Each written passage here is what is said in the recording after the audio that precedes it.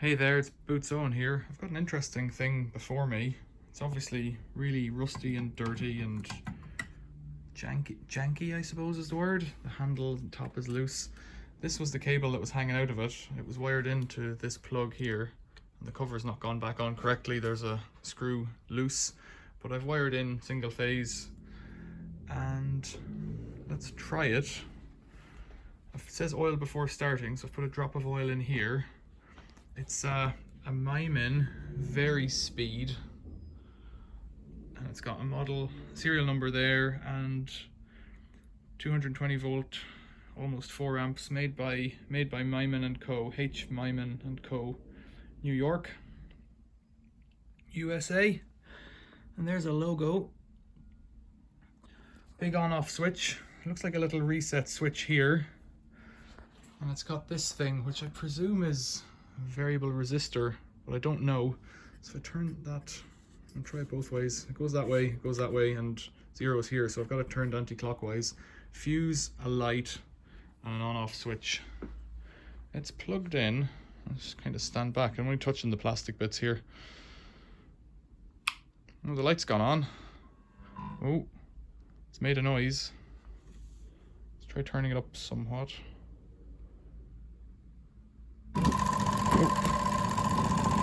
It's hopping away there.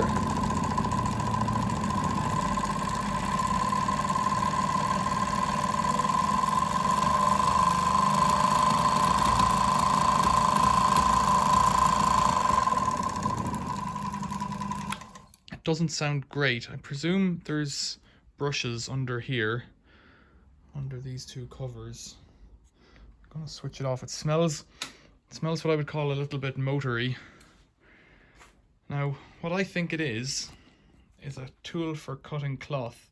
So if you have like 50 layers, well, I don't know, whatever number of layers would fit in here of cloth, and you only want to cut once, so you're making 100 pairs of trousers. Well, you have their legs front and back all laid out with chalk on top and a big stack of cloth. And then this thing is a guide, I believe, and there should be a blade inside in that little tiny groove in there, but I think that's missing,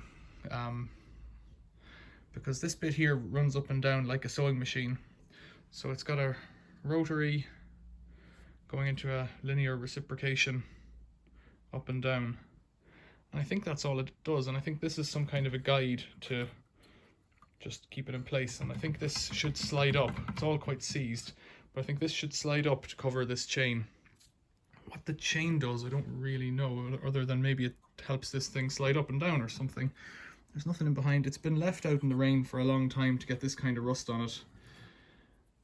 And it's got what looks like aluminium, a bit of a brass track on the side, on each side. That looks like bicycle chain, but it looks a bit smaller. It looks like a bit of an add-on job. There's some kind of a thing here. I wonder, is that a brake or something? It's got a lever there. There's a set of cogs in here and in here, and coming off this guy here. It's got this big handle on it, actually. I don't know what that does. Somebody who's used one of these will just say, oh yeah, this all does what it's meant to do. There's loads of little teeth in there as well, so I wonder, is there something that's meant to kind of pull?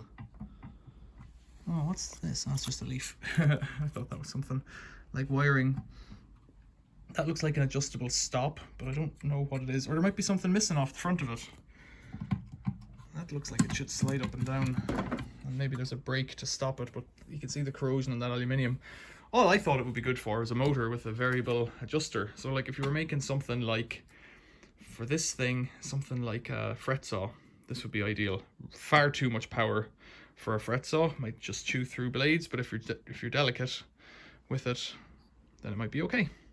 Let's just take one of those off.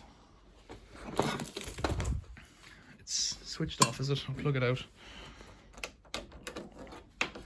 I think there's brushes in here. Just the fact that there are two covers, one on each side, opposed like that, suggests brushes. And so the idea, I think, is that this would ride on the table and this would go in underneath the first bit of cloth. So it's instead of moving the cloth through the knife, you move the knife through the cloth. I presume it's just called a knife actually, or ooh, that's fallen down. That's something. Bit of paper, is it? Yeah, that would benefit from a vacuum out. It's just full of lint. But for something that could be aluminium or asbestos. That doesn't feel like asbestos. It just feels like aluminium with a healthy layer of dust on it. That just looks like an insulating card of some description. So I'll put that back on, tighten it up. I'm not sure what I'll do with this. I might just put it in the stores of things for another day, or I might start taking it apart and keep half the parts, which is another trick that people have, so that you can never put it back together to do its original job. Although, like I say, I think the blade is missing, so a bit of a moot point there to getting it to work. Its serial number is 15P1115. But a serial number and a model number are not the same thing. Maybe Maimin Varispeed will tell me what it is if I Google that. Big handle, that's like Bakelite or something. This big handle, that's just the label that's fallen off, and you can see how the motor is pressed together out of a big roll of steel. I wonder if there's something, oh yeah, look. That's an aluminium cap. It's not unscrewing. Oh, maybe it bayonets out. I don't know. It's not coming off. Okay. So there you go. If you know anything about it, let me know in the comments. It says Dart there on that thing. I'm wondering what's in there. It could be fancy electronics, like the motor speed controllers that I deal with for washing machines, for washing machine motors, or it could be something else. I don't know. Questions or comments, leave them below. Thanks for watching. See you later.